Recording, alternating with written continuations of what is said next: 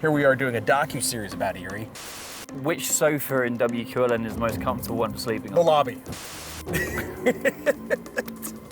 My life for the next 3 seasons is Chronicles. What is your favorite takeaway so far from season 1? Oh, the lies we told each other at the start.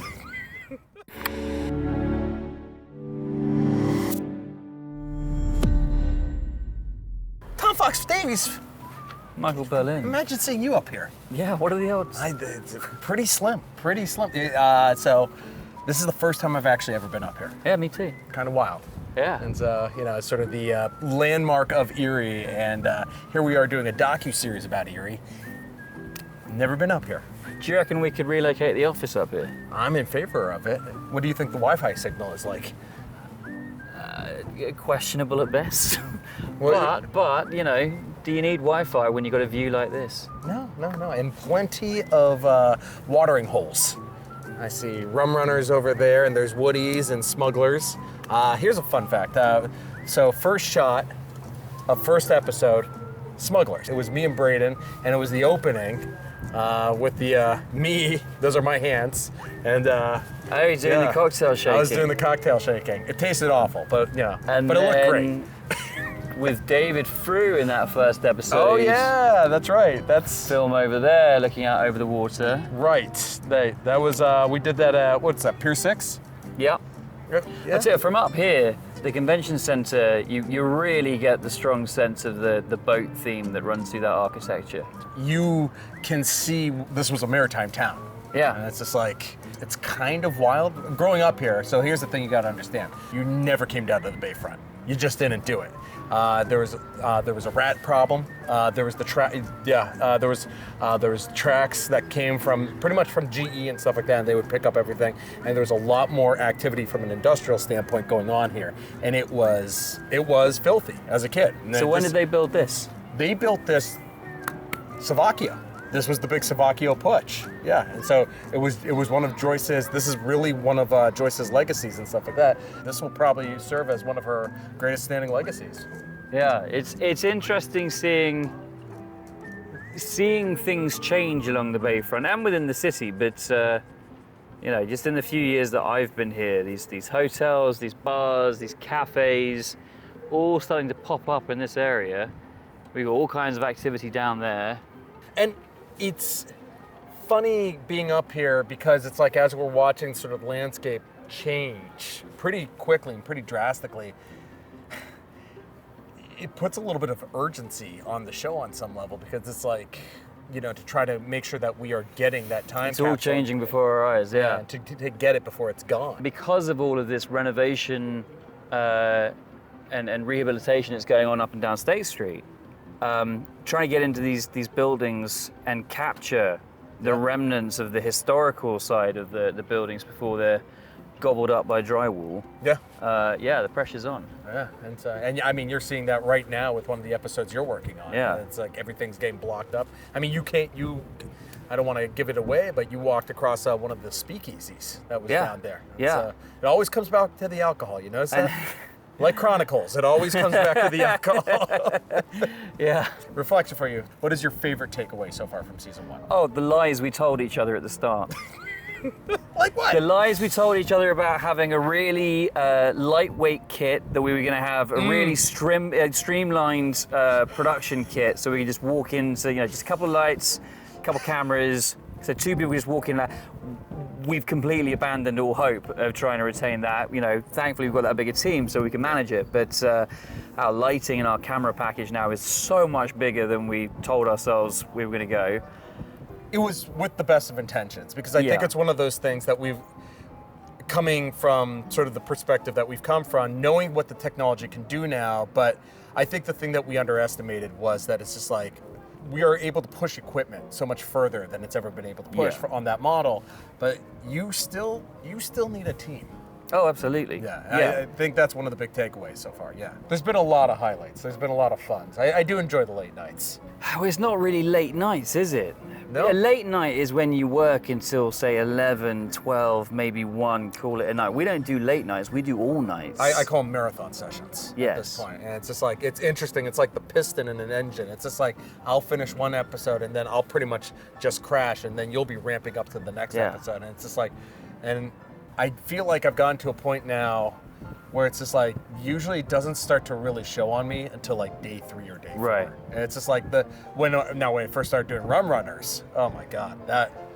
Which sofa in WQLN is the most comfortable one for sleeping on? The lobby. Brown sofa in the lobby. Yeah. One closest to the door. Yes. Yes. Yeah, that one's my favorite. I've tried a few.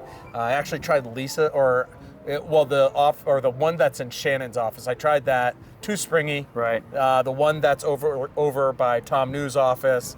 That one just. I think that's Vlad's favorite spot. Well, but he's so tall. Right. Yeah. That makes sense actually, because the other ones I've seen him. It's like trying to force a large child into a baby carriage. Well, I saw him take the two sofas in the foyer and just slide them end to end. It still wasn't big enough. Yeah, I like that we've actually given consideration to our sleeping accommodations for season 2, just knowing that it's what's to come now. The in-office bed. Oh my gosh. What are some of the other? Oh, the premiere. The premiere was a nice night. That was a nice night. Yeah. That was really nice. There was a real sense of occasion over that. Yeah. That and just all the laughter. There's been a lot of, some of the episodes are quite serious, but there's a lot of laughter and fun that's had in making it. I think one of the big takeaways for me is just how generous everyone is. Yeah. In giving of their time and knowledge and patience as well. Yeah. Can you imagine trying to make this show in another community where people... It wouldn't happen. It wouldn't happen. But, I mean, first things first, from the team standpoint, I've had the benefit of working on a lot of teams that I love, but we've got like an ecosystem of sorts. And I don't think I've ever had so much fun working on a television show. I don't know if I've had as many challenges in different ways, because it's really building it from the ground floor up.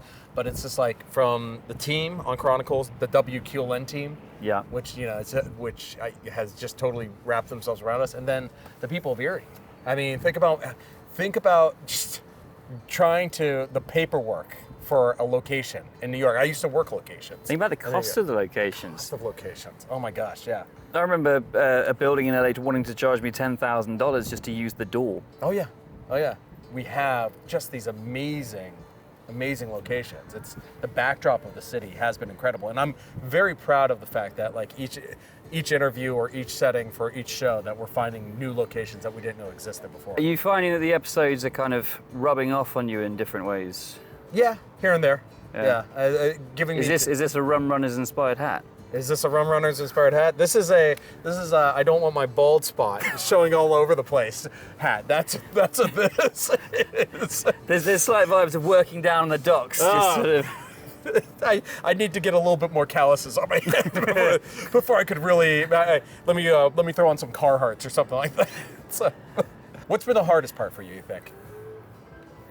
I think for me the hardest bit has been trying to find balance, because as much as there are these great friendships, this great relationship between the team within the office, I had a life outside of the project that has kind of dissolved, it's evaporated, and trying to sort of maintain connections with my friends outside of the project is a challenge when you're doing 36 hours straight and then straight into the next episode and not having any real time. That's gotta be tough. Yeah. At a certain point, I kind of just made a commitment to myself that it's like, my life for the next 3 seasons is Chronicles. Yeah. And that's what it is. And so it's like, if I can be there for family functions and much to the chagrin of my wife, but if I can be there for family functions and for friends, I will try to be there.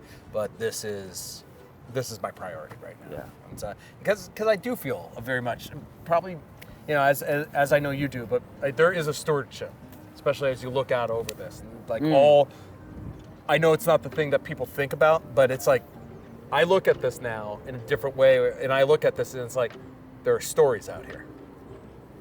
And so many. The fact that we've had to take so many stories off the table. That's incredible.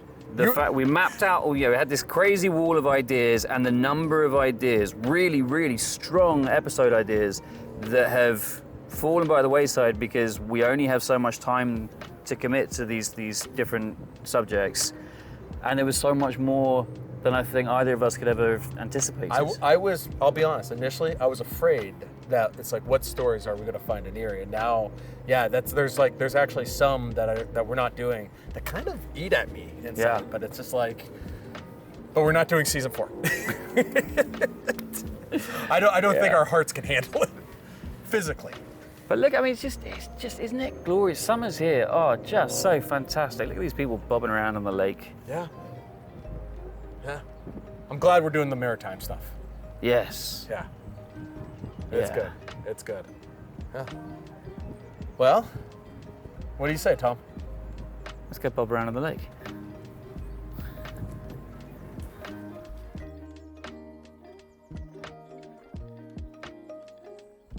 I love the story about, so your mother goes shopping, she's visiting. She's in the Mill Creek Mall, I think, and she's talking, and some passerby just interrupts her. Sorry to interrupt, but your voice, the way you talk, is really reminding me of someone. And then his wife turns around and says, "Well, it sounds very much like that chap off the TV, that show we've been watching. That, what was it, Chronicles? Yeah, on WQLN, that PBS show. You don't know him, do you?"